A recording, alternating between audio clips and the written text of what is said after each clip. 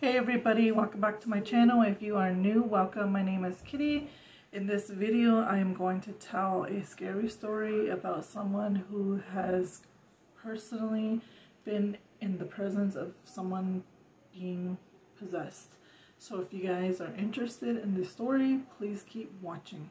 This story was told to me more than once. It is a very scary story that is creepy. I don't know why I'm telling it at night.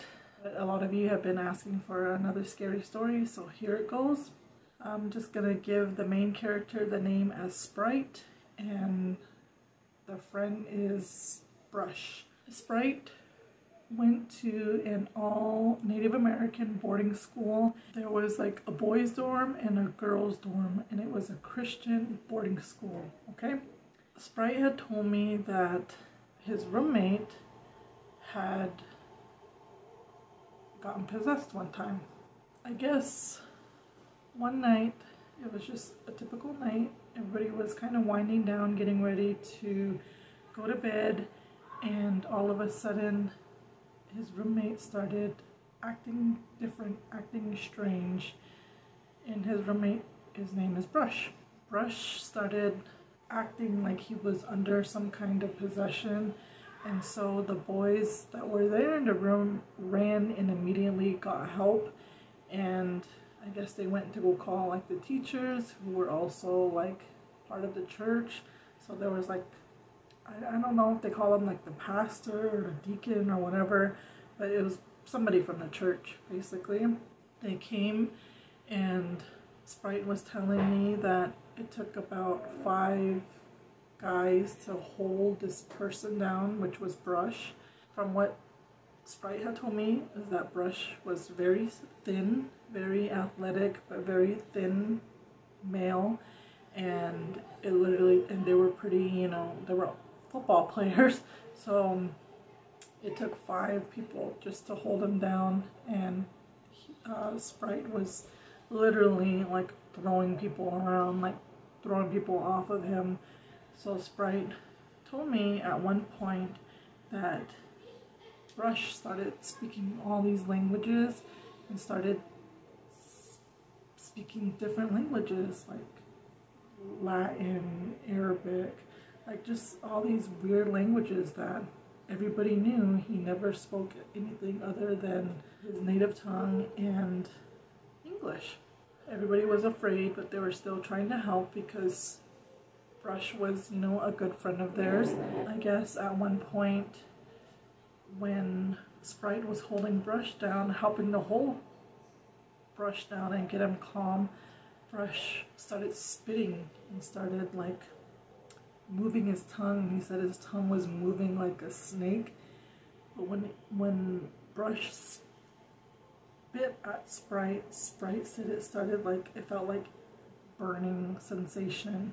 And Brush looked dead straight into Sprite's eyes and said, "I know who you are.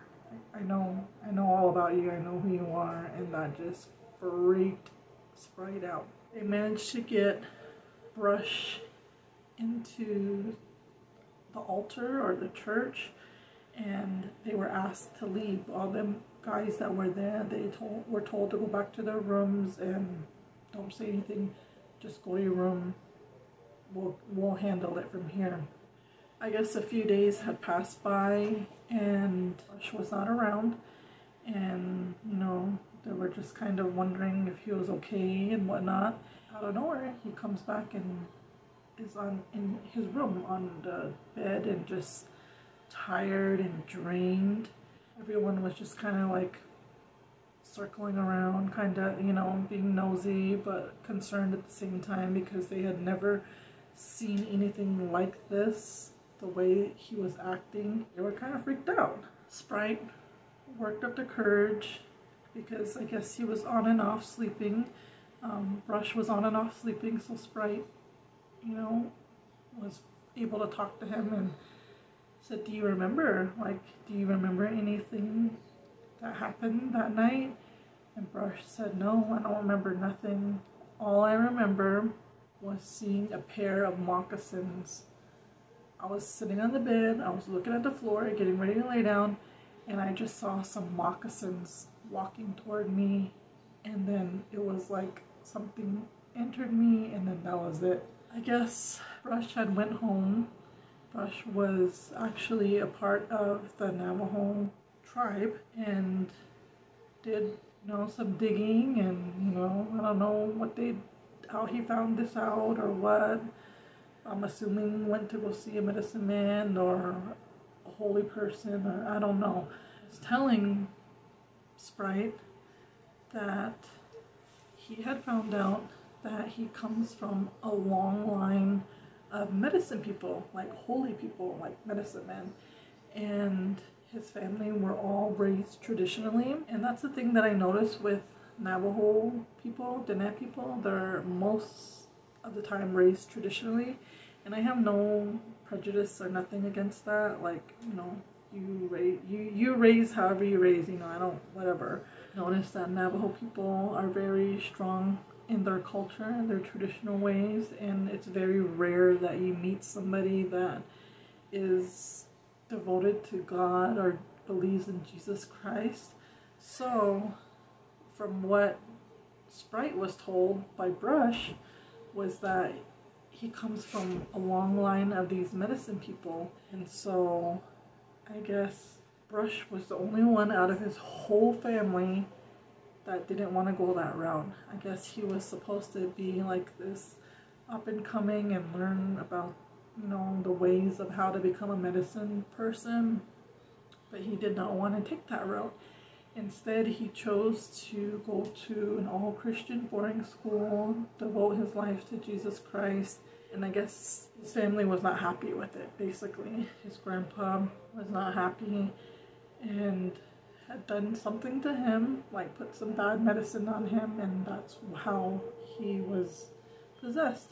Because in the beginning, when he said all he remembers is moccasins walking him, he said he remembers his grandpa's moccasins walking toward him. I guess he recognized that it was his grandpa.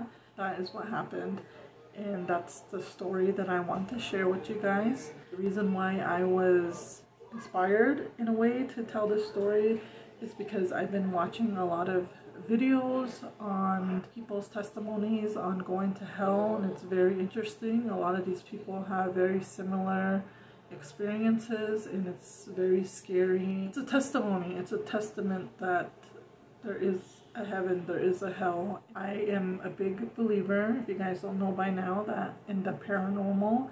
I've had people in my family become possessed of demonic spirits. I've had neighbors become possessed of demonic spirits. I've had family members or neighbors that seen things they cannot explain. My own parents go through things that, you know, science cannot explain. Growing up on a reservation, I feel like there's a lot of residual energy, especially from back in the day, you know, from the cavalry, from the government, and all the killings and genocide and everything that plays a big part in the residual energy.